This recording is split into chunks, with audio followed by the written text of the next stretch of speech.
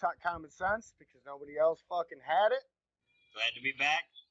I'm your host, James Edwards, coming out of Brockport, New York. We got Jamie DeVault back on the show. Nashville, Tennessee. Reporting.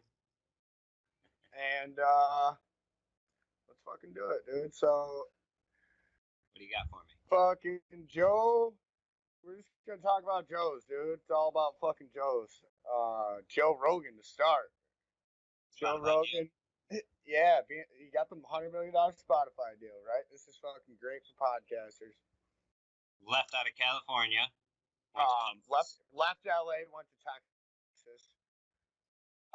Watched a couple of his episodes since then. Fucking pretty sweet studio and whatnot. But so he left LA, went to Texas. He got the $100 million deal out of Spotify, which is great for podcasters. It's great. I think, like I've talked about before, I think podcasting and these types of people are the future of media. I think they're calling it how they see it, whether it's opinion-based or factual. I think you get more information out of that and better information than you would from any other media source. More in-touch information. More information that's relatable, digestible to the common man. Definitely more in-touch information. I mean, I do have a couple problems with Rogan and people like that because they're still so far out of fucking touch. A lot of this episode's going to be about they're all millionaires. I mean, a lot of them are already, news anchors or otherwise reporters. Many of them work. They're not. Yeah, they're not like me and you, dude. They have no idea like the daily struggles that people like us would go through. Poor people. I prefer lower middle class, actually. I would say we're poor people, the most oppressed people in the world, but specifically the most oppressed people in the United States. Okay. Okay. More than any other race, religion, creed, nationality, poor people are the most oppressed fucking people. It's a class system. Any other thing they tell you is bullshit. You may fucking stop your internal dialogue. To quote Bill Hicks, you're fucking wrong. It's poor people. Poor people. It's not black, it's not white, it's not Jewish, it's not Muslim, it's not Christian. It's fucking poor people. Across the board, poor people. Most oppressed group in the United States. Yep. So, but to get back on point, Joe Rogan, Spotify. Apparently, the employees at Spotify aren't happy about Joe Rogan. Yeah, I heard. They say he's a transphobe, and he's had false information on the show, and they're just giving him a whole bunch of shit. It's not a fact-based show. It's a talk show. It's exactly a talk show, just like we talk about here. Like, there's shit you should go fact check. Probably, I try to fact check while we're don't know everything. Just like Joe. Yeah, it's opinion based, which is cool and all, but I mean, you gotta fact check everything. You can fact check shit from Fox and CNN, of course. So, Spotify fact check stuff from Fox and CNN. The employees want complete editorial control of Joe Rogan's show. They give the guy $100 million and they tell him they want complete editorial control. And the reason they want complete editorial control is so that they can put flags in and trigger warnings and remove things from the show. And also, they want the power to just be like, we're not even going to fucking air this episode. So let me get this straight, though, before I speak. You're saying this wasn't in the original deal Spotify had with Joe, but now that the deal is done, because I'm pretty sure it's a done deal, right? The guy got the money. It's a done deal. He's on Spotify. So are they trying to change the deal they already made to censor Joe Rogan? Because that's essentially what they want to do, is censor, not really Joe Rogan, but his guests. That's who they're trying to censor. Well, they're trying to censor his whole fucking show. So that what I understand, I mean, they censor media and everything else like that. But they're like, who was I listening to the other day? Oh, it was Crystal and Cigar. And Cigar was talking about this whole thing. And he had talked about, like, look at Spotify's top 100, music, songs. Like, it's mostly fucking smut. Oh, yeah. That's any Billboard. That's anywhere, really. Like, rapper, anyways. It's all about, You want to censor Joe Rogan and his guests for talking about controversial ideas that you don't agree with or you want to argue with. Yeah, you may have a differing view. Absolutely ridiculous, and it's a fucking terrible precedent to set. Our news is already censored, and it's the whole point of the podcast.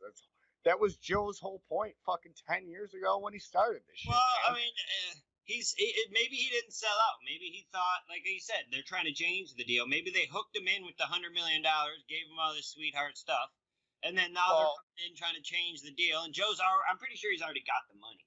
So, I mean, put yourself in his shoes. I mean, $100 million to censor 4 or 5 episodes. Would you do it? No, I wouldn't. Wouldn't do it. I'm not censoring anything. I don't give a fuck, dude. They can suck my dick. I'm not censoring a goddamn thing, man. No way. Well, I'd like to say, too, I'd like to agree with that and say I wouldn't either. But, I've never been presented with, let alone $1 million. So I've been presented with like, oh, here's 10,000. Yeah, right, that's what I'm saying. But I can't. But I don't know.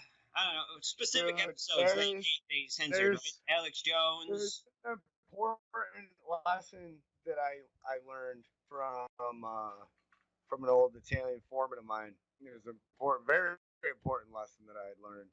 And what he had told me one day, he said, James, there's not a person in this world that you can't tell to go fuck themselves. Amen. Absolutely. Except for me. Gotta throw that caveat in there, of course. It's good advice. It's good advice because nobody. I really took that to heart, dude. I watched that old man tell a lot of people to go fuck themselves. Yeah. And you know what, dude? It fucking works, dude. It works, and I think I would have to say that. I'm not censoring shit. A deal, There's got to be another platform. As of December 1st, his show moved from other platforms as part of the Spotify deal. So if they were to go ahead and actually censor his show, it would be ridiculous. You know what I mean? If they were to actually go ahead and censor his show, they are removing his episodes from other platforms. I'm trying to look up the information I have for this right here real quick. There we are, photos. All right, Spotify. Spotify is now the place to find the Joe Rogan experience, at least most of it. 46 episodes haven't been switched over, including conspiracy theorist Alex Jones, far-right journalist Mila Yiannopoulos, and anti-Semite Owen Benjamin. Rogan had promised the entire JR8 library will be available. The first show on Spotify is with Duncan Trussell and lasts over 5 hours. Rogan posts on Instagram, which gives the date of the 1st of December being the date when the show will be removed from other platforms. Okay. So those episodes will be lost and gone. You'll never be able to see them again. So Spotify owns that. Essentially, I mean, I imagine there's still a Joe Rogan's library just in case I'm ever censored or anything. All these actually, though, he can't enter those. I'm probably going to start putting them on thumbsticks as well. Okay. I imagine they're backed up somewhere. He's not going to lose the episodes. I think it's kind of ridiculous. And it's only the far right and Alex Jones, InfoWars, man. I've watched InfoWars, and I've seen a lot of shit. I've seen shit that Alex Jones talked about 15 years ago that has come fucking true, and everybody 15 years ago was like, dude, you're crazy. He's not always wrong, He doesn't always. No, he's definitely not always wrong. He goes on information he has, and he doesn't claim to be foolproof and above. He definitely said some pretty crazy shit. Oh, yeah, but he's all, like the Sandy Hook thing, that was wild. He backed. Everybody attacked him for the Sandy Hook thing, man, and he backed down from that once he realized he was wrong. He did, because he knows most of the crap he came out with was bullshit. He knew that, It's not like he believed his heart. The whole thing about the Grays and the alien conspiracy with Alex Jones is like, some of it's fucking really out there, man. But if you go look at Bohemian Girl and then like Jeffrey Epstein's a member of Bohemian Grove, and they're talking about sacrificing children. Like, fucking, he's talking about this a decade ago, and then it comes out that fucking is a fucking financier, child trafficker. He's a sex trafficker, right. And he's a member of Bohemian Grove, the most powerful members. There's a picture of who is it? Can you look that up for me, Zach? A picture of Bohemian Grove. 3 former presidents. I believe it's Reagan, Nixon, Kennedy. But just fact check that on me. Some big names indeed. Oh, huge names. I mean, the rumor with Bohemian Grove is that fucking world choices are made there, dude. Fucking. Well, that could be the NWO everybody always talks about. So is that your point? You think that's who is censoring Joe Rogan? You know? I think Joe Rogan. Oh, let's put it to you this way. Hang on, he's got it. What do we got here? All right, Bohemian Grove is a restricted 2,700 acre camp. Yeah. Bohemian Grove is a restricted. It's a civic campground in California. It's a membership. I'm looking for the specific picture of the 3 presidents sitting together at Bohemian Grove. It's a very famous picture. Yeah, but had all of them been president at that time? Why don't you Kennedy was search presidential picture of Bohemian Grove and see what you come up with under image. I'll put it to you this way, Jamie. Lex Fridman, he's been a common guest on Joe's show. He said this on Twitter, calling at Joe Rogan transphobic is absurd. At Spotify, if you censor JRE in hopes of pacifying the woke mob, you don't understand the value of nuanced conversation. Podcasting is about respecting the intelligence of listeners. Reason and love is the way forward, not censorship. And I think fucking Lex Fridman hit the nail on the head with that, man. Well, it looks like it's too late for the Joe Rogan experience. They're sold out. And it's Reagan and Nixon. There's another picture where they're sitting inside of the building. But, okay, so I was right. Reagan and Nixon. Ronald Reagan and Richard Nixon sitting in the same quite a pair, room, it's quite dude. A pair. Complete polar opposites. Wow. Just hanging out. I wouldn't say polar opposites, but opposites. Art club. Oh, opposites for Reagan and Nixon? Yeah. Come on, man. That's crazy. They're sitting together, just hanging out. I don't remember if it was Kennedy or Johnson in the other fucking photo, man. But I've seen all 3 of them sitting together. It was when Reagan was still an actor before he was even the governor of California that he's in this picture. Well, that's interesting stuff, man. I mean, you could find pictures and make a million stories out of them, but all right. So the fact of the matter is, all of these guys are a member of Bohemian Grove, right? Right. There's some of the richest, most powerful people in the world. You can look up other members of Bohemian Grove. It's public knowledge. Jeffrey Epstein was a member of Bohemian Grove. He was an owl in his island home, which is the same statue of the owl. That whole thing. In Grove. They do the what's the fucking ritual they do? It probably goes so deep, dude. There's probably layers upon layers. I want the specific name of the ritual done at Bohemian Grove. Was it some kind of satanic ritual? It's a pagan ritual. Pagan, okay. Before pre-Christianity. Well, the official name up here, it says they practice ritual called the earnest in nature. The earnest of nature. I believe it's called the sanctity of care or the sanctity of cremation or something like that. It says the earnest in nature right here. Hang on. Check this out. Let me see if I can find this real quick. No, there's one called this cremation. Look up cremation of care for me. Yeah, that's what I'm saying. Look up the cremation of care for me, please.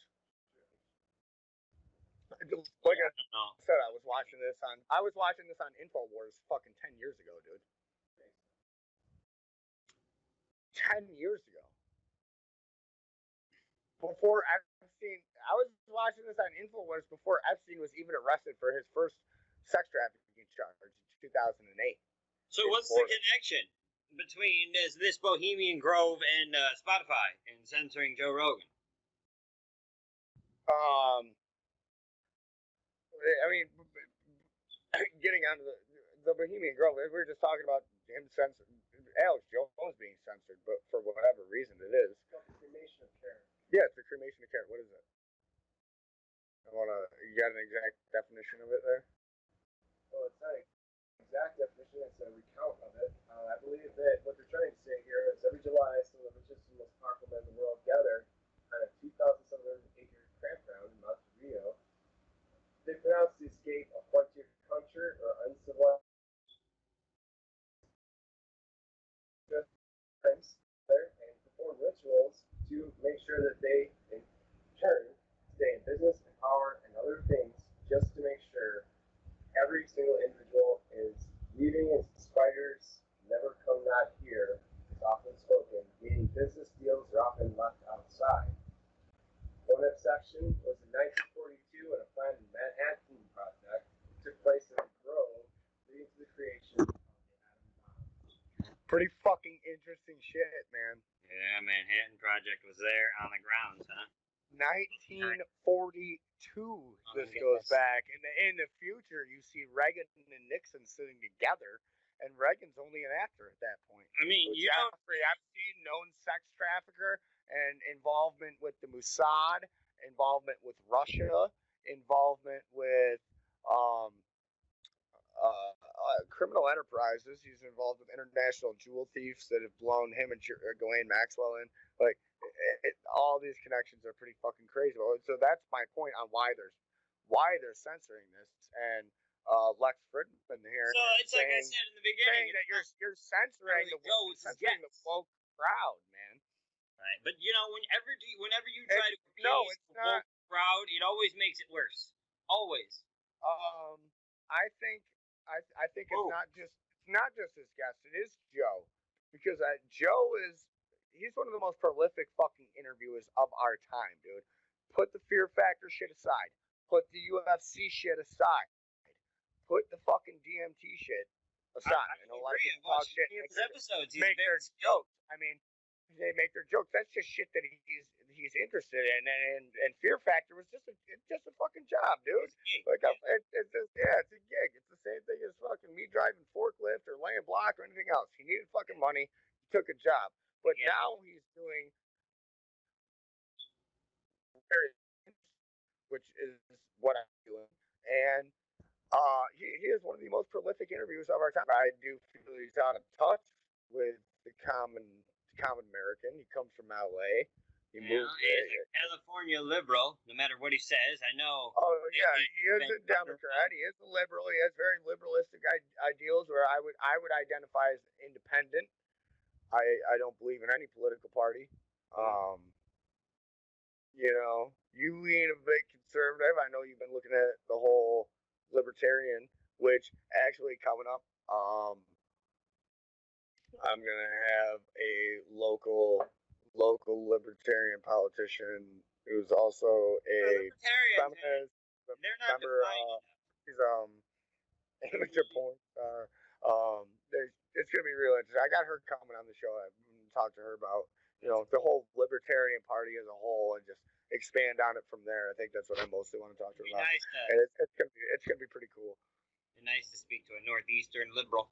See what they say compared to these southeastern liberals down here. Or I'm sorry, libertarian. Not a liberal. Yeah, libertarian. Yeah, not liberal. That's a fucking humongous difference. But like Fridman said, podcasting is respecting the intelligence of listeners.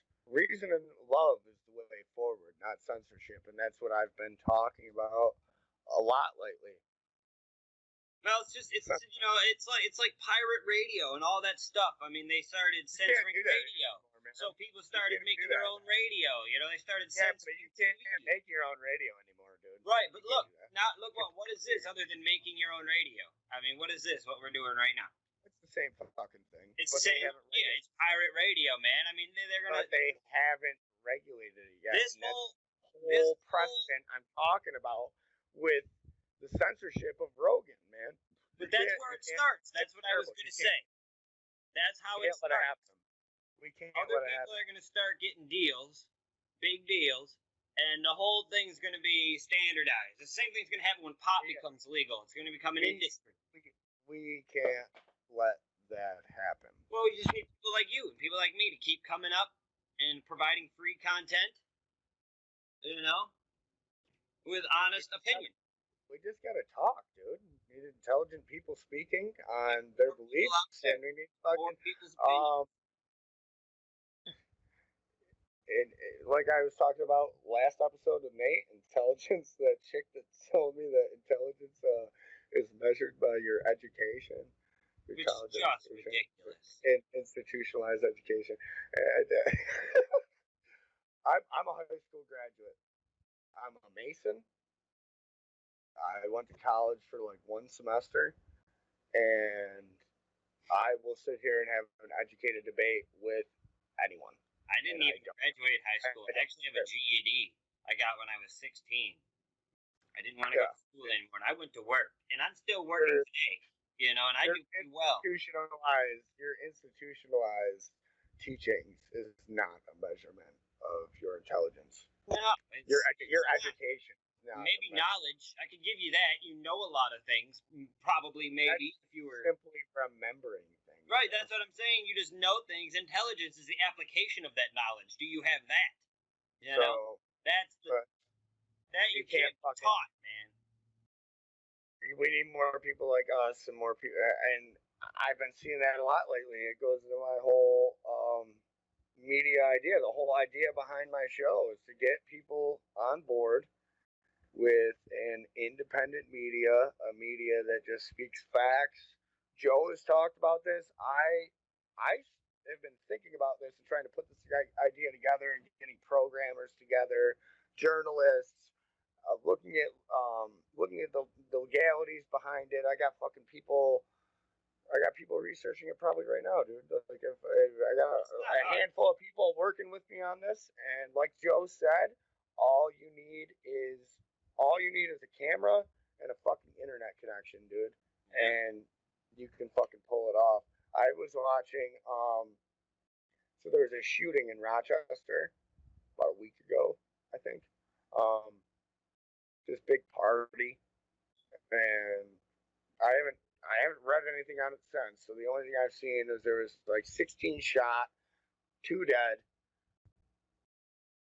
The neighbors had said, I looked into, I got people around Rochester. Dude, it was a party right by the public market, dude. Rochester is a party right by the fucking public market over by Goodman. Like, it's a really fucking weird spot for a party like that, and especially with the whole COVID thing going on, and the fines being imposed and everything. It's definitely very strange. I've seen a flyer for the party. I guarantee there's nobody following social distancing, blah blah blah. But I've seen the flyers for the party. The money's involved and shit. But my point is that after the shooting, most of the video I watched was independent people. They're affiliated with no news group. They're affiliated with nothing. They're not making any money doing it. They're just fucking there with a camera. They're videoing. They're talking to police. They're talking to other reporters. They're talking to victims. They're talking to fucking passerby and the witnesses, and they're just doing their own fucking thing. I think that's super fucking important.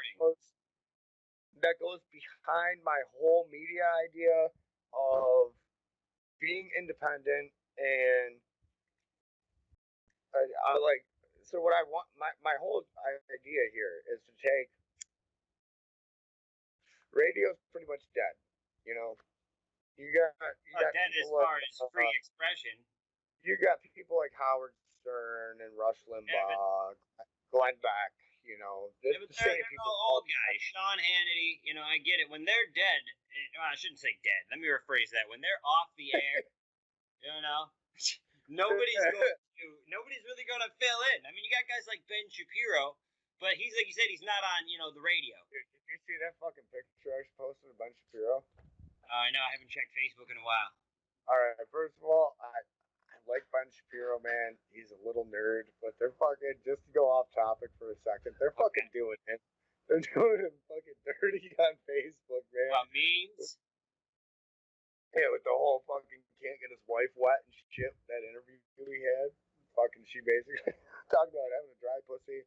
Fucking, I saw a video, or I saw a picture the other day. It was Ben Shapiro all dressed up like Blade in a trench coat with a fucking katana, like as a teenager. Like, I don't know if it was Halloween or he was doing like a Matrix.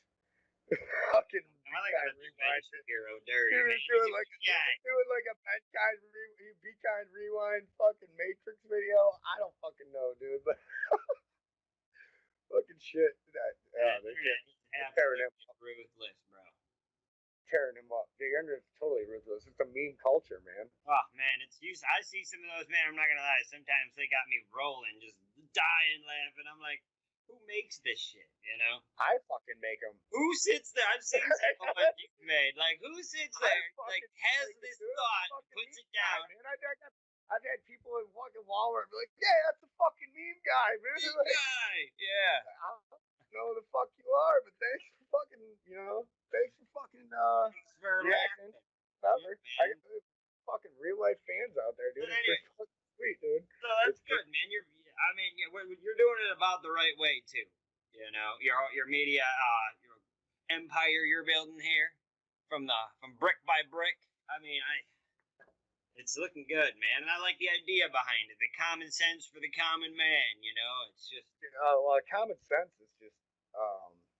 I haven't even talked about this yet on the show. Common sense came to me. I thought about what did I think? Truthful News Today, which is TNT. Yeah, so I remember you bringing that up. Factual Facts, uncensored. FSU. We were talking about this before we recorded the first episode. You had some doozies, man. I'm like a fucking opinionated. I like Factual Facts, uncensored. FFU. Fuck you. Factual facts. But it just didn't really fit. And I was thinking one day of John Locke's 3 principles: life, liberty, and the pursuit of happiness. I was thinking back to the American Revolution. I think about history a lot, man. My grandma was a history teacher. I love fucking history. You learn from the past, man. You learn from the past. History repeats itself. That's what most Americans don't see. Most politicians don't see. America's turned into ancient Rome, but that's a topic. That's a topic for another time.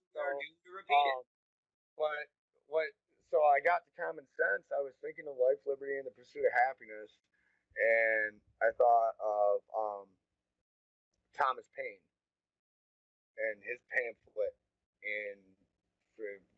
ran from 1774 to 1776 when the revolution actually started, and his pamphlet was called Common Sense, and it was about speaking out against the government, speaking out against what the English were doing to the colonists, the unfair taxes, the unfair laws imposed on them, and it basically helped incite the revolution. I'm not trying to incite a revolution here. I don't need fucking SWAT kicking in my door or anything like that, but I would like most Americans. Well, I would agree that it needed a revolution. Use their fucking common sense, man. You can't teach common sense. A lot of people say you can't teach common sense, but like I had a real deep conversation with Nathaniel about the human mind, and I think you could teach common sense. I think the information. Learn anything, I suppose. The information, the false information, the bullshit, the nonsense that's spoon-fed to people every day that keeps them in fear, that keeps them in their safe place, that keeps them in their stalls their common sense. They're taught knee-jerk reactions, not thought. You know, that's what you're saying. It's not nobody uses their common sense. They use their emotions. My thought process with this is, what if you spoon-feed people the truth? Make it about the reals, not the feels. What if you spoon-feed people common sense? Like Alex Jones, even Joe sometimes, man. They just fucking throw that shit out there, and people are like, you sound fucking insane. Because you can't just throw shit out there like that. It scares people. But if you spoon-feed them, little bits at a time. Little bits at a time. Give them a piece. Truth, more and more and more until eventually they're just as fucking sick and tired as you are, man. And that's my whole thought process behind this. So the media idea is to bring together all these journalists. Zach, can you look up the Panama Papers for me and the institute that was created to handle the Panama Papers? So my whole idea behind this is to bring together a bunch of independent journalists and to create the first. Basically, it's like the Walmart of media. You know, it'd be better. I get what you're saying. It'd be more like the Facebook of just independent journalism. So what you do is you open, or even a Wegmans. You open a Wegmans next to a Tops or a Walmart for any other viewers that are listening from other places in the country. You open a Walmart next to a Tops, right? Tops is great. Tops has been there for years. Tops has their members cards, and they have a surplus of groceries. But then you have a Walmart or a Wegmans come along, and they have better quality product. They have things people are more interested in. They have better prices, and that's my whole idea. Is like Fox and CNN and institutes like that don't have a social media aspect.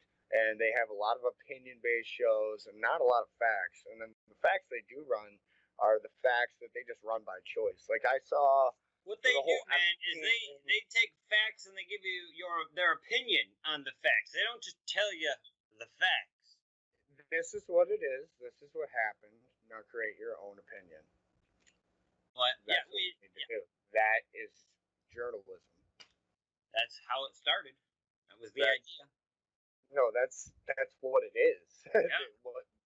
what we are given today, it's not journalism. No, it's a show. It's this right here, dude. Yeah. They're just not as fucking honest. Or maybe as informed as we should be.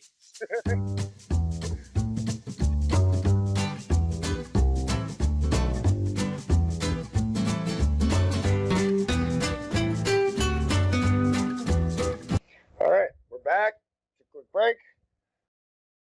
Left off talking about this media plan. So, my point was what I was getting into. It's the ICIJ, which stands for what, Zach? We have here a giant leak of more than 11.5 million financial and legal records exposes a system that enables crime, corruption, wrongdoing, hidden agendas. Can you hear him, fine? Offshore companies. Somewhat. You heard him though? I heard the gist of it. Yeah. Okay. The ICIJ stands for what? Look at the top of the website, dude. Oh, sorry. Investigations. No, hang on. Oh, International. There you go. Of Investigative. Yes, the International Consortium of Investigative Journalists. So as I was coming up with this fucking idea about a year ago, when I was looking into the whole Jeffrey Epstein, which, side note real quick, there's going to be, I'm fucking working on a documentary. Just solely Jeffrey Epstein documentary that has a lot of shit that these other documentaries haven't put in there. I got a lot of information I'm putting together. My whole idea was, what if all these independent journalists investigated this? And then I found the Panama Papers, and I found the ICIJ. And the ICIJ basically is a German journalist was anonymously sent these files. This journalist looked at the files and realized he's involved some of the richest, most powerful men in the world. Best stories do. Off hands of Putin, famous soccer players, some of the biggest millionaires and billionaires around go through this bank in Panama to avoid taxes. Avoiding taxes is one of the biggest reasons that the poor are poor around the planet. So this man was sent all this information. Yeah, you know what, though? We don't have to get into that. I don't know if I agree with that statement, but Finish your thought. Fearing for his life with the information sent to him, he sent this information to like a dozen other journalists, right? It ends up becoming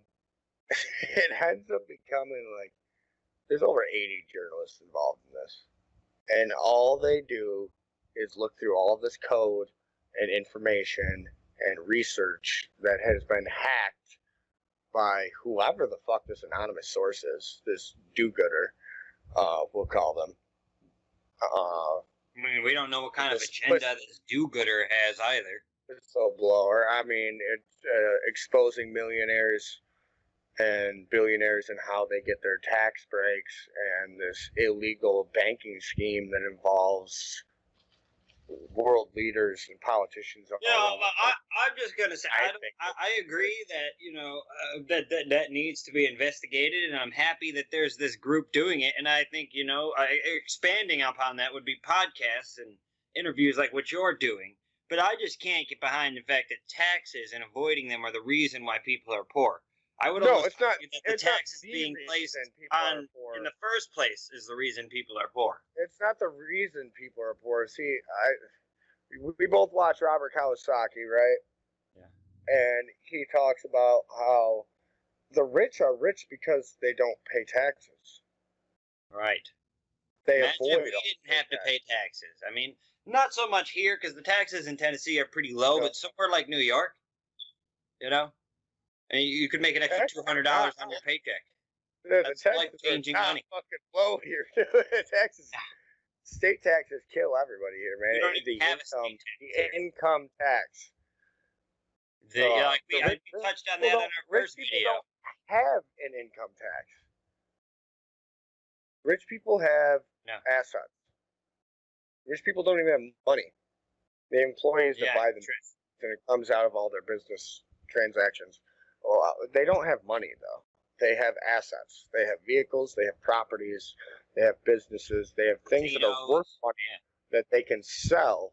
That's where their net worth comes in. That's why it's a net worth. It's not an actual determined worth. How much money you have in your bank. Right. It's how much money you're worth, not how much you specifically have. Right. That person could have $5, but have $100 billion in business and property and be worth $100 billion $5 fucking dollars. And you know how easy it'd be for someone like that to go borrow money and then just make the interest payments. Stay rich. So the ICIJ investigating this has led to arrests all over the planet of millionaires and billionaires skipping out on taxes. And it all came from a bunch of investigative journalists saying, fuck this. Yeah, the story's not out there. We're quieted, censored. You can't kill 100 of us. And if they did, it'd be like the biggest awakening in the history of the world. I would hope so. Yeah, it would be. There'd be no question. Honestly, with everything that goes on today and what happens now, I don't know, dude. I don't know. Well, we'll see where this goes, James. We'll you keep working hard. I'm happy to keep coming back on and share my opinion and the people I talk to and see where it goes, man. Just like you're saying, be honest, keep it common, be truthful. I'd love for people to keep fucking spreading this around because, like I said, this is just a fucking knock, not even a foot in the door. This is just a knock on the door to the entire media empire that I would like to build. Like I was touching on earlier, Fox, CNN, they don't have a social media aspect. Like I said, they have a lot of opinionated, bullshit. And some opinions are great, especially for people that can't form their own opinions. But what I'm touching on is that it would be a factual-based media. This is what happened. Make your own opinion. All right, that's one part of the website or business. The next part would be a group of people like us, podcasts or shit like that, which would be the equivalent of Tucker Carlson or Chris Cuomo, give you a liberal example, to give opinions on it for people that can't give opinions or don't want to give opinions. And then there would be even a third section, which none of these places touch on, which is the social media aspect, where I think a lot of people are sick of being fucking censored, where you can post your opinion and you can post whatever you want. As long as it's not criminal activity or pornography, I would think go ahead and post it. Yeah, it's a free expression, free exchange of ideas. It's free speech, and like I've always said, a lot of people try that, but the difference between them and you is you're just a guy. You don't have like a board of directors or investors or unnecessarily a need to profit off it. That's what helps. It helps you stay independent. That's the whole point. That's exactly what I'm getting at. I don't need any of that. Nobody needs any of that. You know what I mean? The fact that business has gotten so out of control in this country is why everybody has called for the removal of capitalism. They've said, socialism is the answer, and well, it's not ignorance. It's a lack of education in economics. It's a lack of education in mathematics. It's a lack of any real struggle, James, is what it is. You know what it is? It's a lack. People in America don't know what it means to be poor. I mean, sure, there are some lack of common sense, dude. But I mean, that's it right there. It's just spoiled brats walking around with nothing to be mad about, so they just make it up. I mean, I don't want to talk shit because I've talked to a lot of these people, and I've actually there was a few years ago. I'll tell you a personal story. About 4 or 5 years ago, probably about 4 years ago actually, because Bernie was running. I was sitting in the bar and sitting in the stone yard. Love sitting in the fucking stone yard. There's this bartender in there, hot as fuck. Love sitting in there flirting with this chick. And I don't talk politics at the bar. I don't talk religion at the bar. I treat the bar as my own safe place where you don't discuss those fucking things. You're not gonna bring it there. I get you. That starts arguments and fights. And there's one time, man, I'm listening to this fucking chick spout socialism and all this democratic socialism and nationalism and fucking just nonsense. Garbage. Fucking Bernie Sanders fucking bullshit. She's spouting it to this guy next to me, and he's buying every word of it because she sounds educated.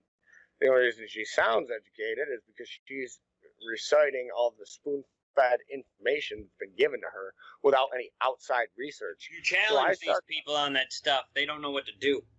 Well, honestly, I had an educated discussion with this woman. I explained to her Bernie Sanders and democratic socialism, and every time I think of Bernie Sanders and his political runs, I think of fucking, what is it, REO Speedwagons? What's that song there? Maybe it's Steve Miller Band, Take the Money and Run. Yeah, it's Steve Miller Band, Take the Money and Run. That's been his MO his whole life. That guy's not what he says he is, man. Bernie Sanders, and another thing too is democratic socialism is no different than socialism. I mean, I don't know why he puts democratic. Bernie Sanders was a failed carpenter. He was a failed construction worker. He went in to run for mayor like 4 fucking times before he got it. He's failed at everything his entire life. Yeah, Every bill he's ever tried to pass. A bill that's passed. Yeah, they've all been turned down. He fucking sucks, dude. And it was a take the money and run situation. And he's a millionaire. That's what he's been known for. That's what he's been known for his entire life. He started on welfare. Now he's a millionaire. Never had to really work. He's the top 1%. So I educated this woman on Bernie Sanders and his past and capitalism and what a democratic republic actually is, what America, the idea of it, is supposed to be, and how it has failed because of corporations. And she said, that actually makes a lot more sense. than everything that I've been taught. That makes a lot more sense than what I see in the media. And she appreciated my way of thinking. Like, I fucking totally gave it up with that bartender. She heard me talking politics and was like, "Yep, I'm out. Never fucking talk to that chick. Never talk to that chick again." But honestly, dude, Sometimes you can't keep your mouth shut, though. I couldn't fucking sit there any longer and listen to this shit. I find myself in that situation all the time, man. Especially, not so much here. Tennessee's pretty conservative across the board. But, back in Carolina, oh, man, I'd run into that all the time. I think even there I'd get in arguments with people with their conservative fucking bullshit. It's a pretty conservative state. I tend to agree with conservatives. I hate to label myself a Republican or a conservative, but typically I align with... I think it's all brainwash, and they need to run on their own independent ideas. I know. We disagree a little on that. Like I was watching your show with Nate, and you guys, you said it last time too, and so George Washington, right? He warned us against political parties, and I said, no, he didn't. He didn't say you shouldn't be affiliated with a political party. He said the two-party system. Right, but like I talked about, that it would come down to political dynasties. His whole vision of it was that there were 7 or 8 people running for president. George was our only independent president ever to win an election. Well, he was a member of the Whig Party, I think. I could be wrong about that. But if you Google it, he only said, president to win as an independent. He said that because he was afraid of third-party candidates not getting recognized or any kind of media attention. And that's why Jo Jorgensen, who is a completely qualified candidate, doesn't get the attention she should, although I wouldn't vote for her. But she's legitimate, and I think she should be up on the debate stage with Trump and Biden. That'd be a hell of a show, man. I like I said, we're sticking with Joe's for this show, and Jo Jorgensen fits in next. We talk about Rogan, talk about Jorgensen, man. I definitely think she should be up there. I think that the fact that Joe Rogan has been called to fucking moderate a debate, that would be awesome. Moderate. Yeah, he's been. I would love to see Joe Rogan moderate debate. I'd love to see Cigar. Cigar was called to moderate. Somebody else other than Chris Wallace and those. Yeah, no, fuck those guys. I want people that are relative. I want real shit, in my debate. I don't want this fucking. It's Trump scripted. Already agreed. It's all scripted, dude. Trump already agreed to do it. Oh, Well, Joe Rogan said, "Who would want me to moderate this debate?" Trump shared it on Twitter and said, "I do." Yeah. I love that. And the fact that Trump even had Cigar on his list. These are people that are going to ask him tough questions. And I've seen Trump handle tough questions. He had that interview with, who's that dude he had the interview with? All the memes. Questions. Zach. The guy Trump had the interview with who has all the fucking memes about it, where he just was like, what? The faces Trump makes are priceless, man. I can't wait for this debate. You'll be able to find it, dude. I guarantee it. Just Google it. Yeah. And I really do. Jo Jorgensen should be up there. The Libertarian Party. Look up Trump memes. You'll find names. What are you looking for? The Trump interview with all the memes where he just looks confused as fuck.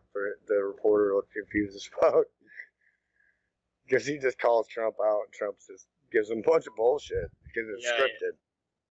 I didn't see that one. I think I know what you're talking about, but I'm not going to speak to it because, I'm not sure. But hang on, let me take a look over here.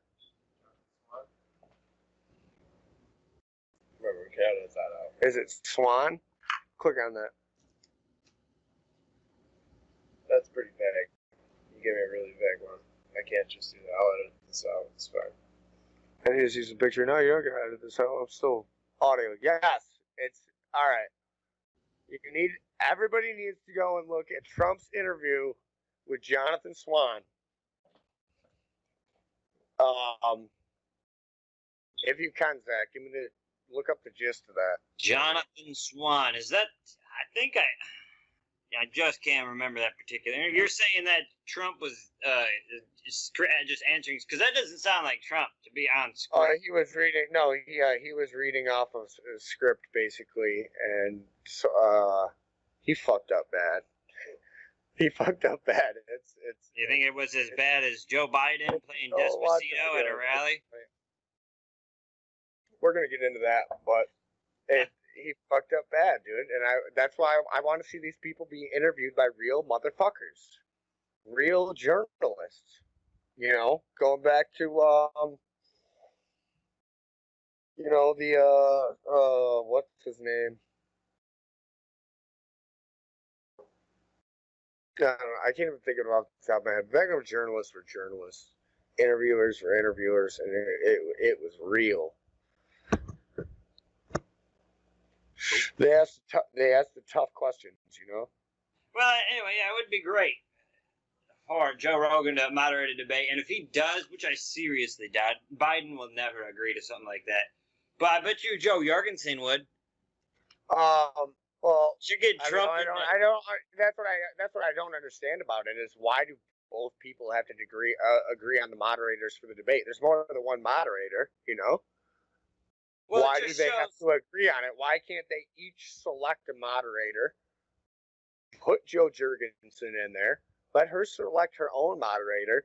I think her having Spike Cohen as a vice presidential candidate is pretty fucking interesting. I guess so. It's interesting. I don't agree with it. I think that's half the reason the Libertarian Party is taking so much shit right now. I'm going to tell you why the Libertarian Party is taking so much shit is because there's no actual Libertarian Party. On a national scale, I mean, they're not united on anything. They don't have a platform. Joe Jorgensen has a platform, which is somehow like some kind of hybrid mixture of moderate conservatism and liberalism. You know, you ever go on our website and actually it's strange. It's just fairy tales. It's just. I've read some of her stuff. Yeah. Open borders, let anybody come in. I'm like, man, I can't get behind that. You know. That's never worked for anyone. It's not good for anyone ever. It's never worked for anyone. You have to have a sort of legal immigration. I definitely agree with that. I'm all for immigrants. This country was founded by immigrants. Yeah. My ancestors are immigrants. They're Irish. We built the railroads. We spend all this money on we should be spending it on making it easier to come here. You know, I mean. I was just talking with a couple of my friends when I was out for breakfast earlier about if you look back in history, if you Google Edward's Folly, it's about like my great grandfather owned a large portion of what is now modern day Manhattan. He sold it for a small fortune and fucking drank and gambled every fucking penny of it away, man. Like I get immigration. My country came here, or my family came here right off the boat. Most of my family came here right off the boat. Irish immigrants. Got a little bit of Czechoslovakian in me. I've a little bit of Native American in me, and those are the only people who can make a claim to this country, really. Okay, let's not get into that whole thing. Yeah, I understand I definitely not an invasion. I understand conquest as any other historian would understand conquest. It's something that's happened. You used to be able to take whatever you wanted at the tip of a sword. Yeah, I mean, I'm not saying it's right. The barrel of a gun. I agree. That's a long discussion, man. I think I should be able to duel someone to the death with a fucking sword. Well, I mean, like Ronald Reagan called it, you know, the gun being the great equalizer. Not everyone's so evenly matched. So it'd be the guy with the biggest stick who controls your worth, if that was a society we lived in. That's why we have a law, because the law is supposed to be the equalizer. Yeah, feudal societies. If you could get a following, and you could fight, and you could look at Braveheart as an example. Honestly, look at William Wallace.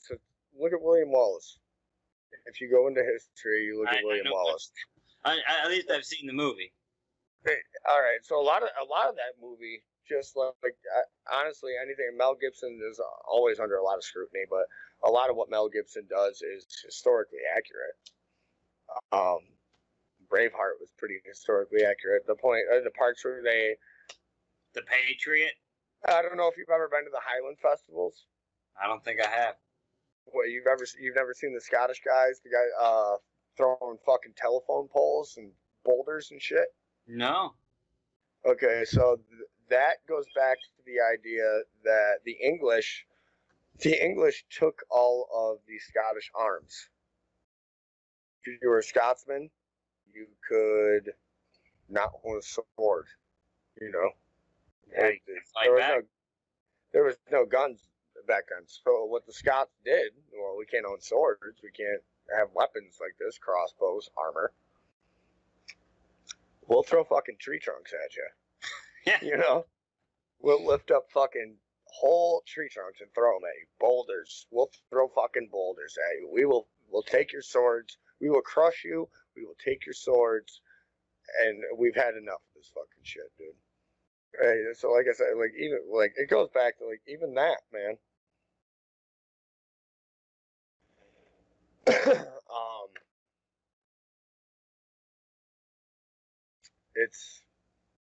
It is what it is. Common sense. It is what it is. Yeah, I think people need the truth. I think Jo Jorgensen definitely deserves her part on stage. I've been seeing a lot of shit about moderators. Like, I don't understand why it has to be decided between everybody who the moderators are. I could see the bias point of it, but at the same time, if you have 7 moderators, you know, all of them picked, you know, like an odd or even an even number. Everybody picks 2 guys. Everybody picks 2 Yeah, people. that'd get confusing. Keep it like everybody picks 1 person. 3 contestants, or 3 what do you call them? Candidates. You got 3 moderators. 3 candidates, 3 moderators. That would be cool. Yeah. I would definitely agree with that. I'd like to see Joe as Joe leans left a lot, but so what the left has been doing is that he's been attacking their own people. The far left has been attacking just the regular left, which is pushing them not being leftist enough. It's fucking insane, dude. They eat their own, man. And the Republican Party does the same thing. They eat their own people. Yeah, to a much lesser extent. They tried it with Trump, dude. The problem with the Republicans with Trump, they don't ever stand up to the bullshit. They don't ever talk. They don't ever speak freely because they're afraid of a Twitter thread or a 15-second video clip getting out. You know, they think they give too much stock. They give the media the power to silence them, and I hate it. Well, the media having the power is where I want to go with my whole fucking media objective, dude. Is I don't want a left or right-wing media having any power. They shouldn't hold any power. You're completely biased at that point. Yeah, you're no longer reporting. You're working. Yeah, it's like I watched Anchorman 2 a few weeks ago. Did you see Anchorman 2? Oh yeah. I watched Anchorman 2 a few weeks ago. And just some of the jokes in it are really fucking accurate, man. Like Will Ferrell just following a high-speed police chase. That's not fucking news. Yeah. Yeah. That shit happens, though. This shit happens on CNN and Fox, man. That's not fucking always something stupid. A high-speed police chase? Are you fucking kidding me? That's not fucking news. Get the fuck out of here. Put that on cops, man. Yeah, that falls into the whole demand. I mean, you run out of news. It's a 24-hour news cycle. You run out of stuff to talk about. Yeah, that's what happens. You So don't you just start airing nonsense. They're not running stuff to.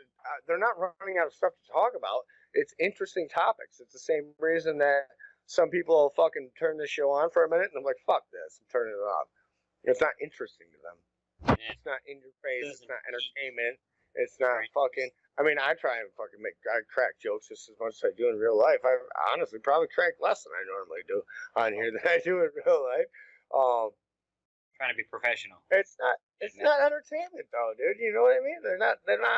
They need to be fully entertained. They need to fucking get a rush. What a rush! Fuck you, dude. You need a fucking rush, dude. Go jerk off or something. You're not gonna get that on the fucking news. The news Watch is here some to milking porn or something. The news is fucking. The news is here to fucking inform you. The news is not here to be your fucking. It's not a show. You know? It's not a show. It's real fucking life. It's day to day, man. It's not here to fucking be at your whim and disposal. I just it's ridiculous to me. That's where the whole idea comes into play, and I think a lot of people are sick of the narrative. I hear the word narrative tossed around a lot. You know what the problem with the word narrative is? I'm going to tell you right now. It's completely misunderstood. You know, I hear people mostly because I you know, my work, it's pretty evenly split between Republican and Democrat. It's not a hyper political atmosphere, you know, but it's split. Like a union. And you always hear my conservative buddies talk about the left's narrative. It defeats their narrative. It defeats, and I have to ask them, what do you think narrative means? Oh, well, it's the story. It's the story they're trying to keep up, and it's like, no, we already know the story. It's what you're trying to think about. It's what they're trying to make you think about it. And it's not just what they're saying. It's what they want you to think about it. That's the problem with the word itself. Is everybody. It's not just telling a story. It's forcing you to think a certain way. It's not taken as seriously as it should be, if you know what I mean. It's not just a narrative. Like, there's people out there that hear this and they don't look at it as a narrative. They look at it as truth, undeniable. We have to think this way. Kill all conservatives. You know. If you look at the definition, actually, give me a second. I want to pull up the exact definition of the word narrative when it comes to the English language. Can we get that, Zach? Well, I'd probably pull it up here too. The exact definition of the word narrative. If you go back to English class, I have a problem with narrative. A lot of people talk about breaking the narrative. Weinstein, who I follow a lot, talks about the presentation of positions of a politician or a political party in the media by press releases, speeches, and interviews. Hang on, read that again. All right, let me pull it back up. This is just off of DuckDuckGo. The first thing that pops up, it says, the presentation of the positions of a politician or political party in the media by press releases, speeches, and interviews. All right, so a lot of people accept narrative as fact, and nowhere in that definition does it ever fucking state any fact. It's a disposition based on a politician or somebody else like that, like someone of great importance, I would say, or celebrity, whatever. And people, you know, they digest this, and it's terrifying. It's not about a narrative. It's terrifying to. What's terrifying to me is free thought is dead. It's not dead. It is dying. There are not many people that I meet that have free thought. Like I discussed with Nathaniel, the idea of being able to do whatever the fuck you want. I practice bad idea. I mean, you're only as free as the guy sitting next to you, so if you're free to kill that man, then that man's free to kill you. Nobody's actually free. But you're enslaved by the threat of why you have basic laws, you know. Don't fucking hurt people. That's the number one thing. Don't hurt people. Don't steal. You don't fucking beat people. You don't kill people. You don't steal from people. Stealing would be a form of hurting someone. It's as long as you don't hurt anybody, I don't give a fuck what you do. Own, right? Well, then there has to be regulations, though, and I'm a conservative kind of guy. I know regulation sounds weird coming from me, but there has to be a set of rules to do business. There already is. Right, but I'm saying that's why you can't just do whatever you want. You can't just do whatever you want. You know, you have to, yeah, you can. Rich people do it all the time. Yes, you can do whatever you want physically. I get that. Mentally as well. Mentally more than physically, I would argue.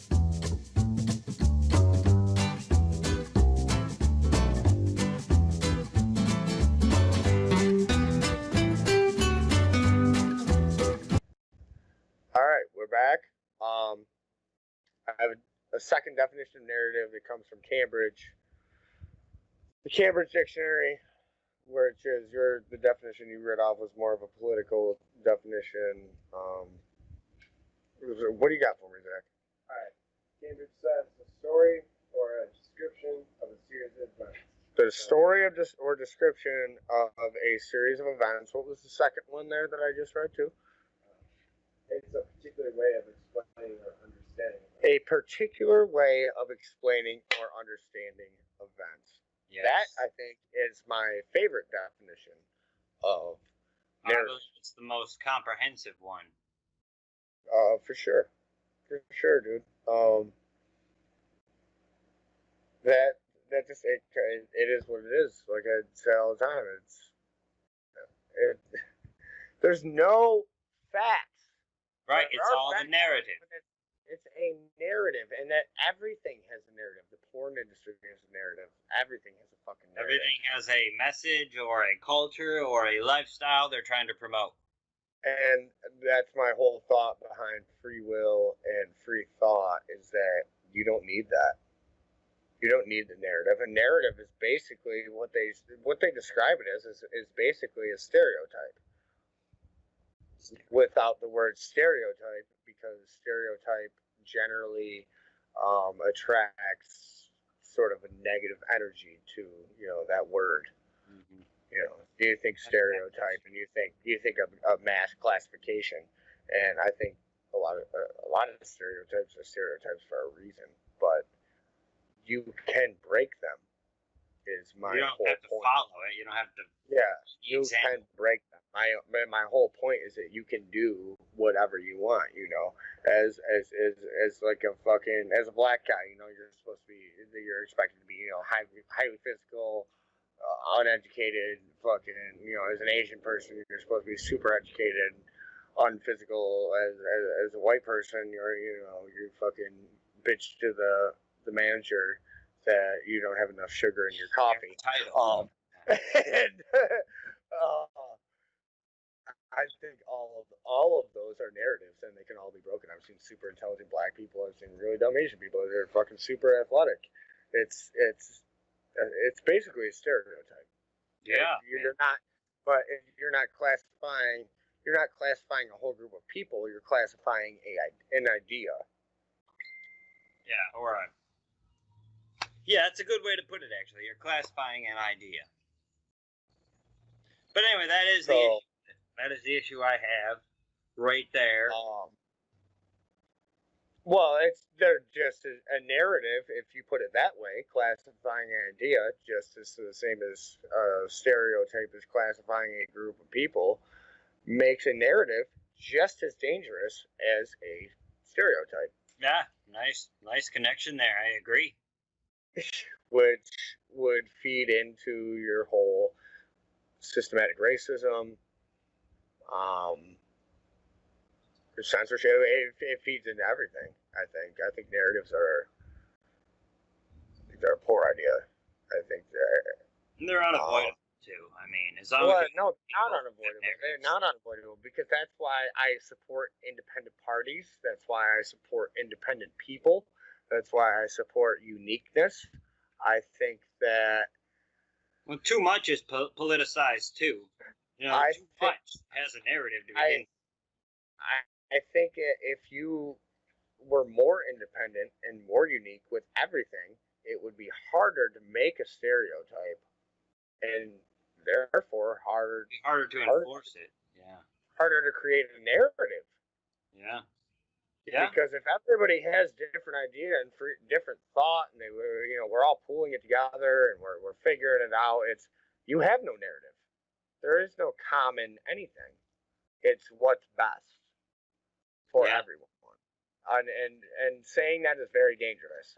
I don't take that lightly, saying what's best for everyone, because there's been a lot of people throughout history who have said, well, this is best. And that's how, like, the Holocaust and shit happened. So I definitely don't take that lightly. I think that's where it definitely needs to be more looked into. I'm not a fucking genius, dude. I'm not a fucking politician. I'm not a mathematician. I'm not a fucking economist. Well, maybe we can inspire people who have that aptitude to go ahead and feed us the info. I look at people like us as philosophers, which a lot of people say have been useless throughout time. But is asking questions really useless? No, it's the most important thing you can do. A lot of what it is asking important questions. Asking, what are the right questions to make people think and to further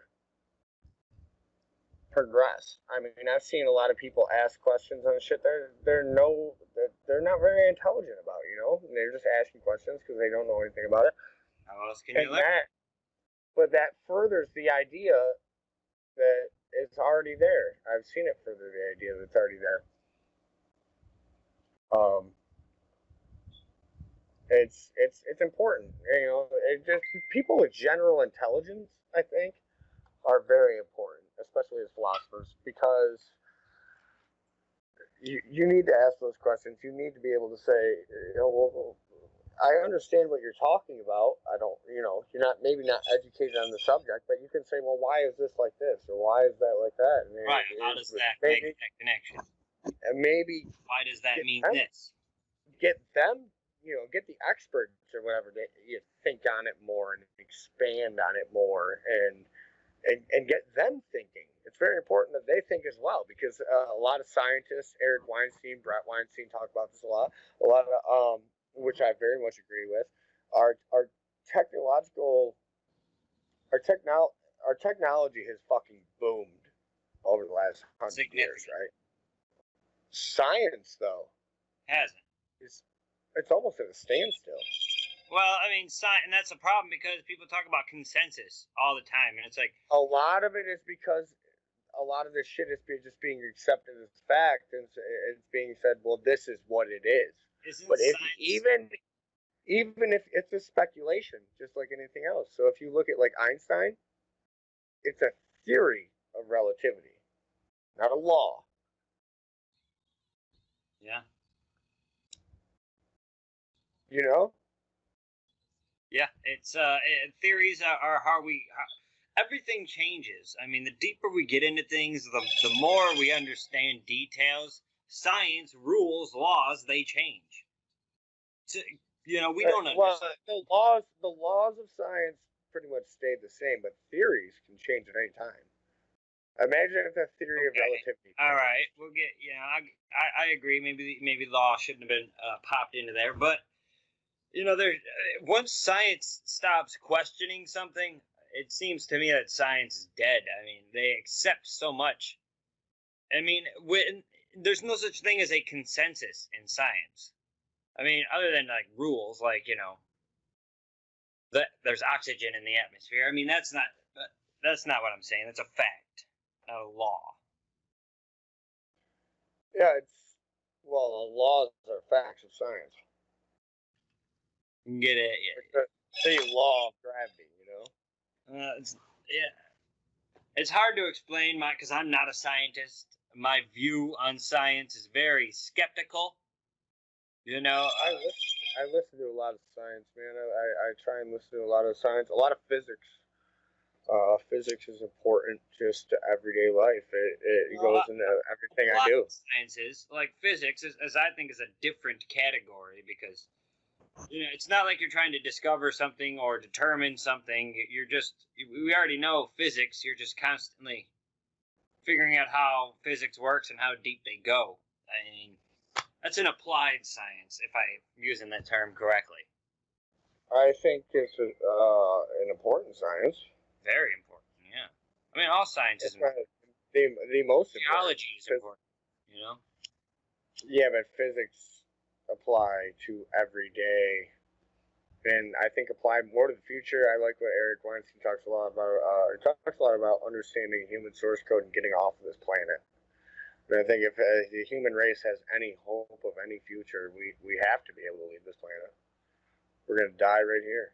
Well, maybe that's our goal. Or not our goal. Maybe that's our destiny. Maybe that's, I get what you're saying. The human race has to expand or to leave to survive. I guess if the world's going to die, it's alive, so it has to die. But, if it ends, it ends. You really want to, I don't know. Would it be like, 100 people? How many people could you really get off of Earth? You think they could really get a massive transit system? Everybody on Earth there?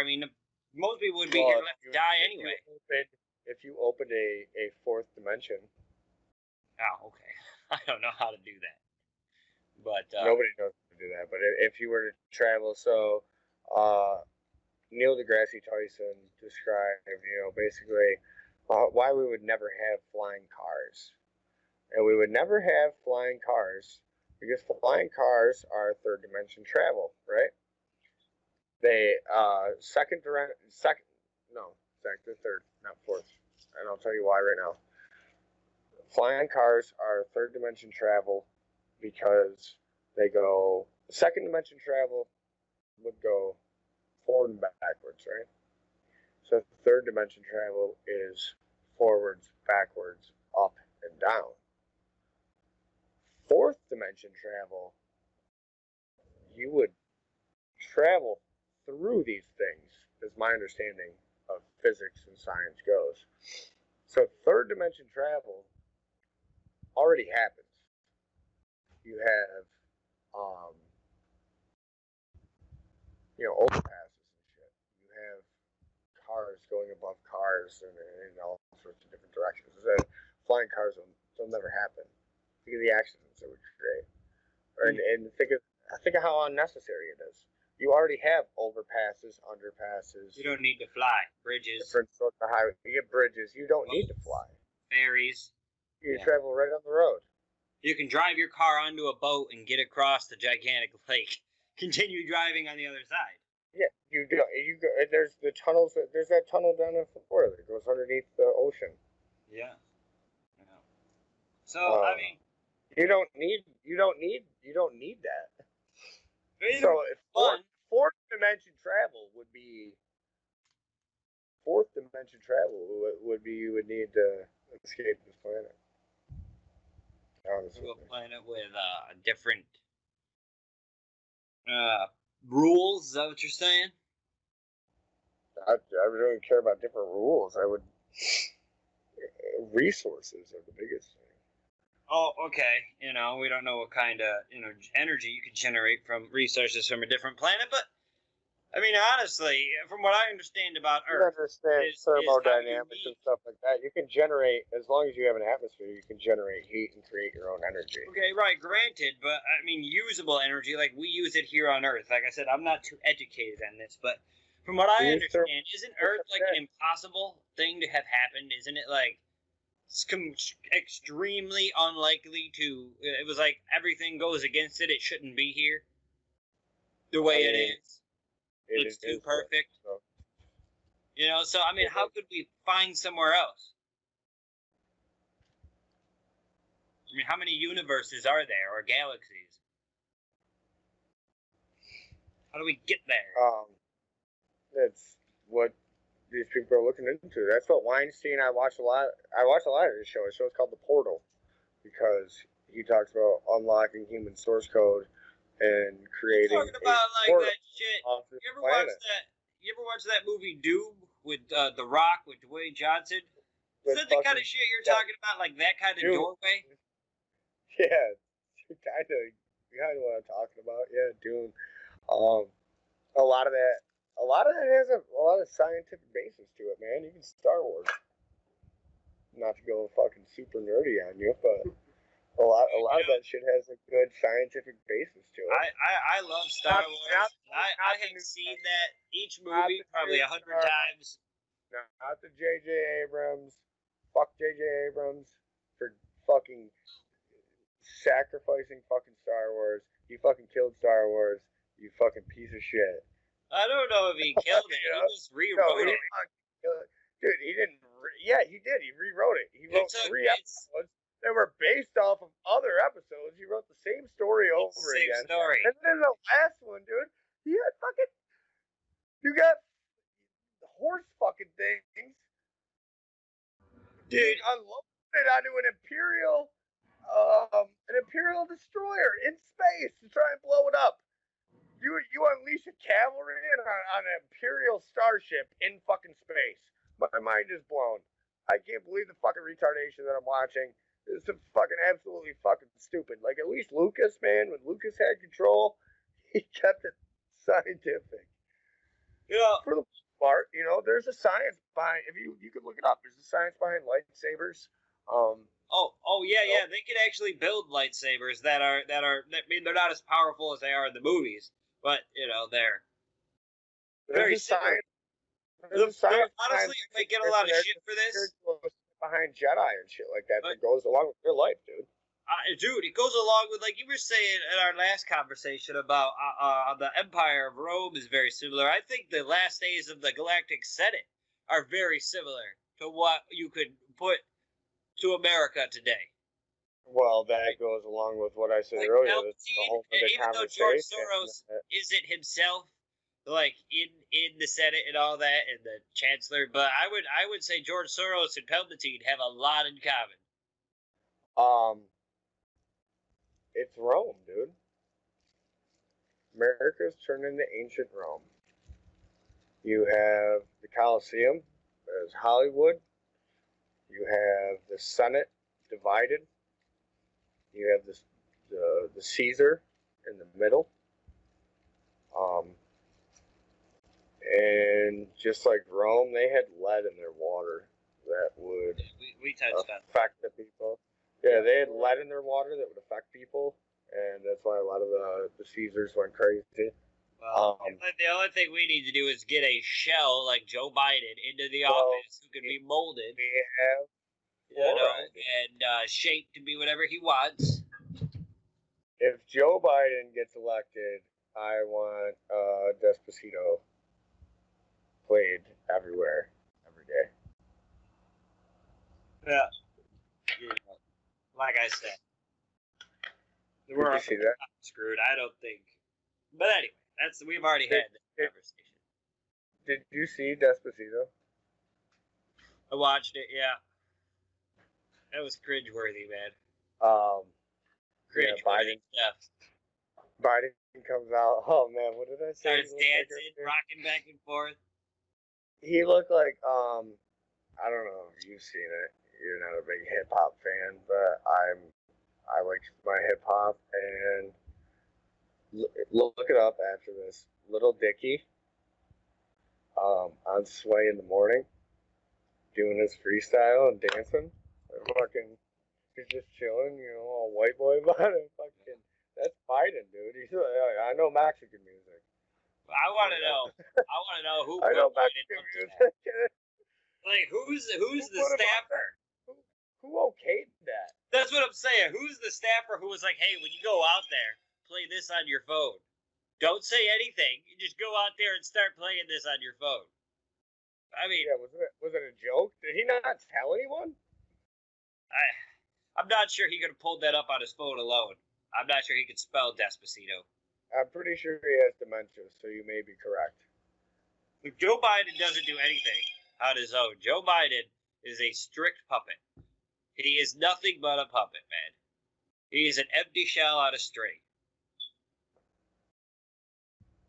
That's why he calls it the Harris Biden ticket. Oh, Kamala Harris is just. Well, Kamala heels in the hair, Air Harris, man. Kamala Harris is she's like an Obama. She's nobody. She's nothing. She's a fake. Did you remember what she did to Brett Kavanaugh? I mean, the shit that comes out of her is just. I can't. Yeah, but Biden can go around and sniff people's hair, you know. Yeah, I mean, he loves the little girls, too. There's actual videos of him pinching that little girl's nipple there. Have you seen that video? It's there. You can look it up, man. What I have seen in recent news the past few days is that Hunter Biden being investigated for Ukraine and Russia ties. You hear he got that $303.5 million bank transfer from that corrupt-ass oligarch. You want to talk about oligarchs over there in Russia? I mean, that whole Hunter Biden thing is just off the wall. The proof is right there in front of us. I mean, the day after he's in China with his father, Vice President Joe Biden at the time, he comes back with a multi-million-dollar deal. I mean, and then Joe Biden on a hot mic says that whole story about firing the prosecutor, like, oh, call the president. You're not getting that money. That's a Hunter crime. Biden he's being investigated for his ties with Ukraine, but his ties with Ukraine have gone even further into a sex trafficking ring that involves Russians, Ukrainians. Yeah, I heard a little bit about Joe Biden, man, Joe Biden's family has a fucking island right next to Jeff Epstein, dude. Right next to Jeff Epstein's island in the fucking Virgin Islands. The Bidens own an island. Look up. Epstein has ties. Epstein has Russian ties with sex trafficking. Hunter Biden has Russian Ukrainian ties with sex trafficking. What the fuck is going on? Dude, look up Rudy Giuliani, the Biden crime family. Watch it. Watch all the clips. Watch the proof Rudy Giuliani has. I mean, they're a crime circuit. Yeah, Rudy's not that popular. I like Rudy though. I love Rudy, and I think Rudy Giuliani is he's kind of old now, but he was a great politician. He saved New York City, and then Bill de Blasio destroyed it. Right, thanks to Mike Bloomberg, who made it easy for him. Did you hear about Mike Bloomberg getting investigated in Florida? I didn't. Mike Bloomberg, the AG down in Florida, is opening an investigation into Mike Bloomberg because he was paying. Because in Florida, if you're a felon and you pay off all your fines and everything, you can vote again. So Bloomberg was offering to pay these people's fines off if they agreed to vote for Joe Biden. I saw an article. I don't know how true it is or whatever. I did see an article about how there's a bunch of ballots found in the garbage in Pennsylvania. So, yeah, and they were all Trump. They were almost all for Trump. I mean, that's a real thing, man. I mean, that's the only threat to Trump losing this election, because no matter what your political ideology is, you have to understand. I don't even want Trump, man. I don't want any of these people. This is fucking ridiculous. I got to deal with this for 4 more fucking years? Well, I personally don't think Trump's evil. I like a lot of the work he's done. I agree. I'm with him like 80% of the time. What I don't like is a lot of the work that he said he was going to do and hasn't fucking done, man. Well, he's done a lot, too. I mean, the guy has been fought every single step of the way. Everything he tries to do ends up in court. It ends up on CNN being misrepresented and lied about.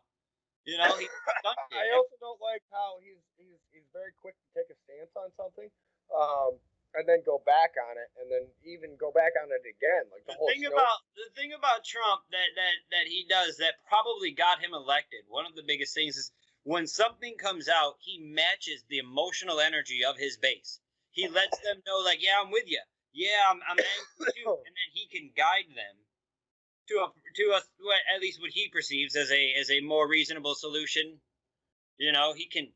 That's how he's done in business. He'll match your emotional energy, and he'll take you on a ride. It's not a bad thing. It's just a technique.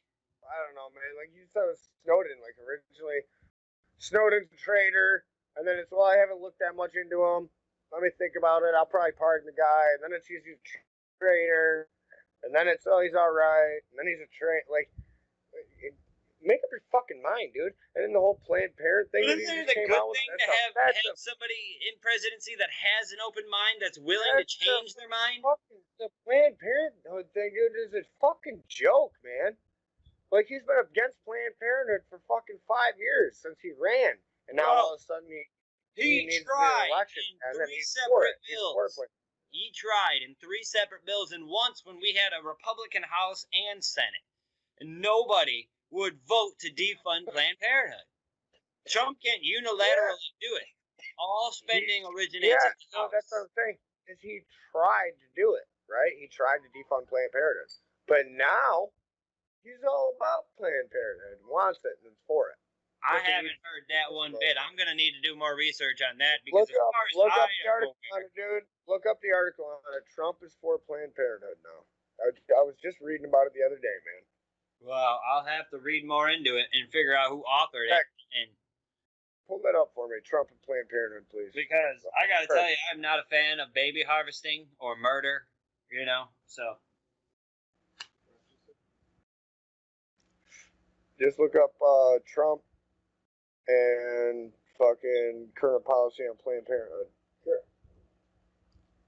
I would imagine. Well, but regardless, even like I said, Trump's policy on Planned Parenthood doesn't mean anything. What we really need is the people in the House and the people in the Senate to agree with us that it's fucking murder, because that's what it is. They're the ones who have the power of the purse. They're the ones who can take the money away. They're the ones who set the budget. Don't put so much stock in the president's policy so much as our House and our Congress as a whole. Some chick gets raped or something like that, and ends up getting pregnant from it. She doesn't have any right to get rid of it. Fuck you know what? Absolutely. I don't agree with late term abortions, because at that point it is a living human being. But if early term, if that's what they want to do. I don't think abortions should be readily available. I don't think that it's a practice that it should be outlawed, but not completely gone. Look, if your father raped you and you're a 13-year-old and you're pregnant with your rapist father's baby, absolutely that you should be allowed to terminate that. And I'll say it, terminate it. It's mercy at the end of the day. Or if, like you're saying, a woman gets raped. A grown woman, and she doesn't want to have her rapist baby. I understand that. Yeah, I like it, and I wouldn't do it. I definitely agree with that, and I think the opposite end of that is like, women just go and have, unprotected sex and think abortion is just an answer for it. Yeah, abortion is not birth control. I honestly think that kind of culture. I think that kind of culture comes from a miseducation, man. Yeah. I've done this. I've actually done this with somebody who supports abortion. I showed them a video, because you can find them on YouTube. You can find them anywhere, of a video of an abortion being performed. It's disgusting. Yeah. When you watch that act, there's no way you can support that.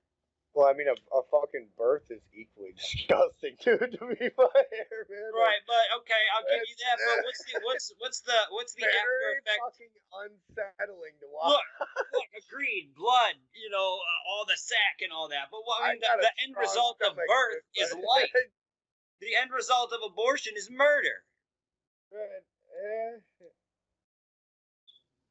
Construction projects of beautiful buildings start out gross and dusty. Definitely gray area, and I think gray areas are more of an educational issue and not an issue of enforcement. You can't enforce gray areas. If you start enforcing gray areas, going back to the very beginning of our conversation, that's where you fucking start with censorship and everything else like that. You can't enforce gray areas. You have to let people be free. Like I talk about constantly, there's a balance between freedom and morality. You have to find somewhere in between, because you can only have so much morality without limiting fucking freedom. And you can only have so much freedom without society just being torn apart as a whole. So you have to find a common ground, man. And it's an easy common ground to follow, and we've found it. And our federal government, our national government, has grown so arbitrary that the idea, like what you're saying, it can't be done. States no longer have the authority to exercise to make themselves free. That's why we need a reform. That's why this is. That's why we need a huge reform. We need health care, the government not to be involved in. The welfare system, I don't want the feds involved in. You know, like the FDA and the Federal Reserve and all that stuff. It either needs a complete overhaul or the Department of Education. Like, well, get rid the of this Department crap. of Education had a reform, and the reform just influenced a lot of left-wing ideals into our education. The problem there is that we have a Department of Education. That to me is despicable. Well, I think it's very anti-American. That goes back to the Rockefellers and J.P. Morgan and the turn of the century, the turn of the 19th century. Yeah. Either way, if you look into history, dude, if you look into history, it goes back to them, and that's why in school they don't teach you about finances. They don't teach you about taxes. That's why they take more and more basic skills and basic things like that out of life. So we spend our time trying to just figure that out so we can fucking live day to day. Well, these people make more and more money because they went to private schools and they learned from the rich, and it's a cult thing. The class system is the biggest problem we have. Yeah, but you're not going to be able to just solve it. You have to solve it one problem at a time, and the biggest problem to solve is to remove the federal government from our lives. Let the states decide how they want to educate the state's children. Let New York State decide their own education. I don't really agree with that, dude, because I've fucking been down south, and well, who cares? A lot of people are gonna like this. Bill Hicks has a whole joke about being a fucking Waffle House waitress. Look, I get it. I get the stereotype. What are you reading for, dude? I've been down south, and I've lived down south now for 5 years in 2 southern states, and they're not all idiots, but I get it. It's true, man. No, they're not all idiots, but I think the education system down there is way worse than it is up north or out west, man. Well, worse as far as what? I mean, I would argue that way more southern teenagers and kids know how to do more on a car than these people up in New York City. They know how to do more on a car, but they know less about history and mathematics. You don't know that. I mean, do you know how much you got to know about math to work on cars and engines and I know that a bunch of fucking retards in Florida have this fucking Confederate flag tattooed on them, even though if you go to the Civil War, Florida was a Union fucking... Florida was a Union state. Yes, it was. Yes, it was. Well, They're down there in Florida wearing Confederate flags saying the South will rise again like fucking dumb fucking hicks, dude. And you were a Union state. Yeah. You don't even know it because you're fucking ignorant, dude. But look, we can argue about the semantics of it, but the point being is I would rather have South Carolina or Tennessee educate their state's children the way they see fit than mandates coming from Washington, D.C. That was the big problem. I don't think D.C. should be regulating how children are educated. I don't think they should have a say in it. I think part of the federal government, I think the very limited things that they should have access to, I think one of them should be a universal education so that our country is educated on the same level all the way around to the highest standard. Look, I didn't say standards. I said you have to set standards. I get that. There has to be when you tell Tennessee, hey, look, you're gonna figure out how you're going to teach your own children, but they need to reach. This needs to be taught. Just basics, like you're saying. You can decide the curriculum. You can use Common Core or not. But obviously there needs to be standards. I'll give you that. But that needs to be regulated by somebody. It's got to be a federal government, man. It doesn't. It can be the Tennessee government or the New York State government. But then those different states have different standards of education. People are being educated differently. Which isn't always a bad thing. There's nothing wrong with that. No, but I think that you need to give a standard education to everybody. It needs to be fair. Everybody needs to have a standard level of education that is equal or greater than, nothing below. And that needs to be regulated all the way around by somebody else. Because what if some fucking state just falls behind, man? What if a state falls behind and then you got all these fucking then they got all these recharges? No, but it can't be them that fell behind. That's not how we'll progress. We coddle the weak. That's how we progress. No, we don't coddle the weak. We educate the weak. And people who don't do it properly should be allowed to keep going on anyway at the expense of those who did. No, that's what I'm saying. The people who are doing it, you create more weak that way. Like, I think Sparta kicking fucking, kicking all the weak and the sick, all those people, kicking them off the cliff was kind of fucking. I think it was kind of. I'm not advocating you throw Granny off the cliff. That's not what I'm saying.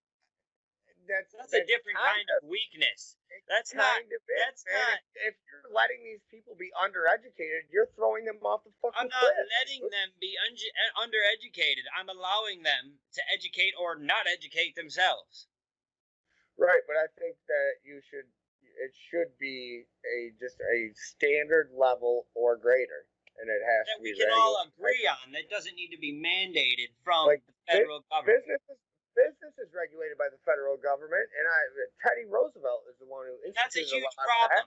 I believe transactions should be regulated by the federal government. Sure, business to business transactions. Private person. That's what I'm talking about. Hold on monopolies and things like that. That needs to be regulated. I agree with that. I love Teddy Roosevelt for that. One of my favorite fucking presidents. I'm going to talk about him every goddamn show until everybody knows everything about Teddy Roosevelt. The teddy bear. I love the fucking guy, dude. He's a fucking amazing fucking man. Amazing. A lot of people don't know that. That's where the teddy comes from. That's where the teddy bear comes from. Yes, it does. Yeah.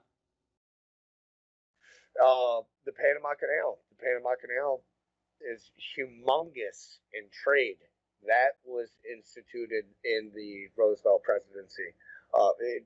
Teddy was great. He was a Democrat, wasn't he? Roosevelt? No, he was a Republican. He was kicked off the Republican ticket because he didn't agree with a lot of their ideals, and he started a third party, and he is the last third party president to have been elected ever. Yeah, I think the first being Abraham Lincoln. Right. Well, Abraham Lincoln technically would have been the start of the Republican Party, so at that point it's a debate of whether, I mean, he won that election 2 years after the party was formed. At that point, because it's the Republican Party, though. Yeah, but you have to consider, before 1854, there was no Republican Party. Teddy Roosevelt started his own party. He's the only president to have ever been elected from that party. So, you're granted, Abraham Lincoln was not the founder of the Republican Party. No, but he's the first president elected Republican.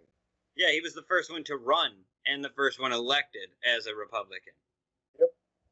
Yeah. But yeah, like I was saying, Roosevelt, fucking love Roosevelt. He killed fucking monopolies. I think that needs to be done more today.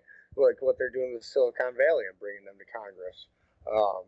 For monopolies and things like that. Amazon is a huge monopoly. I think Walmart has found a loophole and has a huge monopoly, and they just kill small business. This started with malls in the 80s. Elaborate. Malls would come into a town, right? And they put all these corporate businesses in there, and they just they killed everything downtown. Like if you watch Stranger Things, like they put that in there.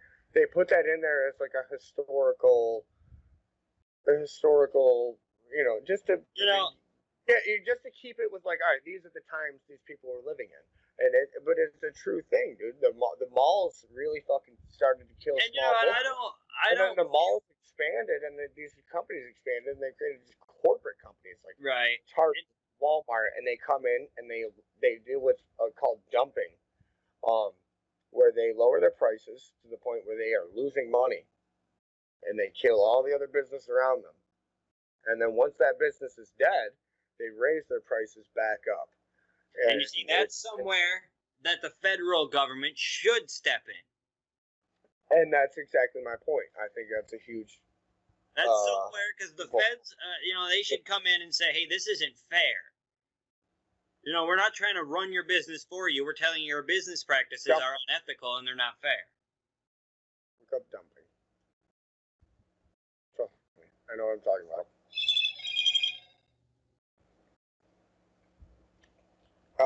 They definitely need to step in on that. I think I think all these chain businesses should have a limit. They should have some sort of limit. They found a loophole, and it's thrown out of hand, man. I don't think you should be allowed to build a Walmart right 2.5 miles from a Walmart.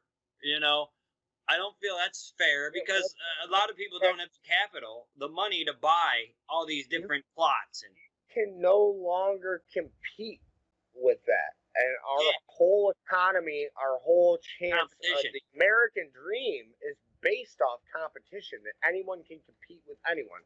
Once you have something like that, once you have something like Amazon, you can no longer compete with everybody else. And it ruins everything. It destroys the economy, it destroys the country, it destroys everybody's integrity, and it creates a lot of poor people. And that's exactly what we have going on today. And it also creates a bubble economy, like I talked about before, which will pop. We've had many bubble economies under many presidents, and they grow and grow and grow. And just like any bubble, they grow to a maximum size, and then they fucking burst. And you get a recession or depression from that. Yeah, natural course of our economy. It doesn't have to be that way, but like you're saying, there's much bullshit and like that gets in the way. And yeah.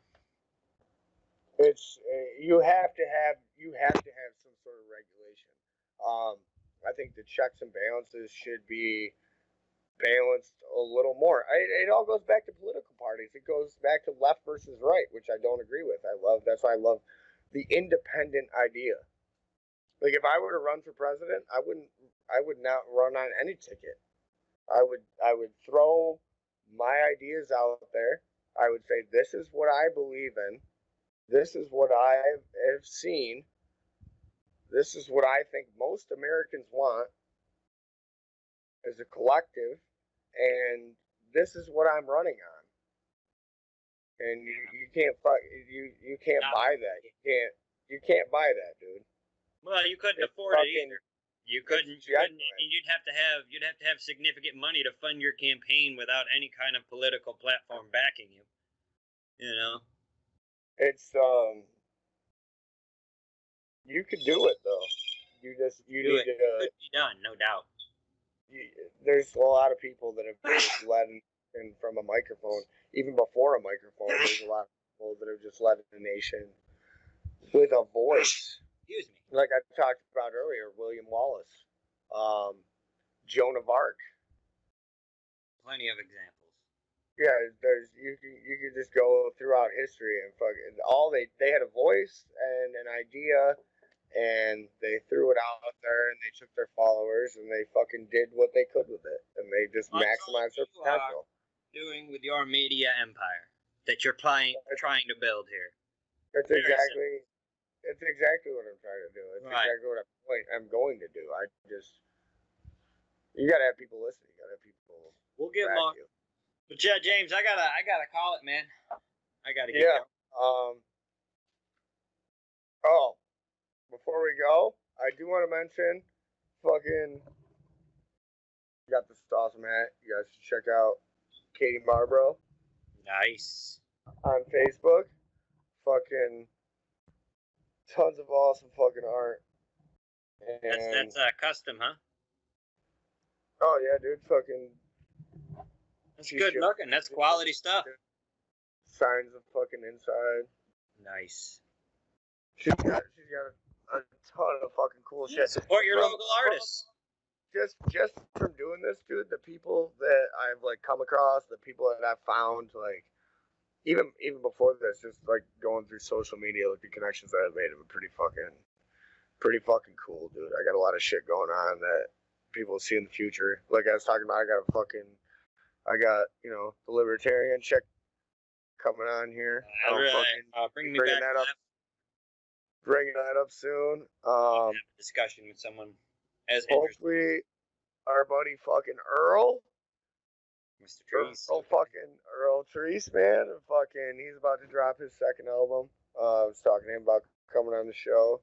I'd love to have him on soon. And I'm going to try and get some fucking live music for everybody in New York because we haven't had a fucking single fucking note, dude, and it's really fucking depressing, man. The fucking day the music died, dude. It's been almost a We've fucking been jamming year. here in Nashville, Music City. Yeah. Fuck. I want to come down there and go live, man. I want to come down there and just go live and fucking. People need live music, dude. People have always needed. Maybe we'll get Homeless back together. Yeah. Plastic Shovels of America. Whatever. Yeah. Glover's Port. We're gonna jam soon. All right, man. Yeah, but I got a bunch of fucking cool shit coming up. Go check out Katie Marlborough on Facebook. Made this fucking awesome ass hat for me. Hopefully talk more about shit like that in the future. Some upcoming business. I'll catch you later, Kat. All right, man. Good having you back on. Fucking, we'll talk soon. All right, always a pleasure. Yeah, see you later, dude.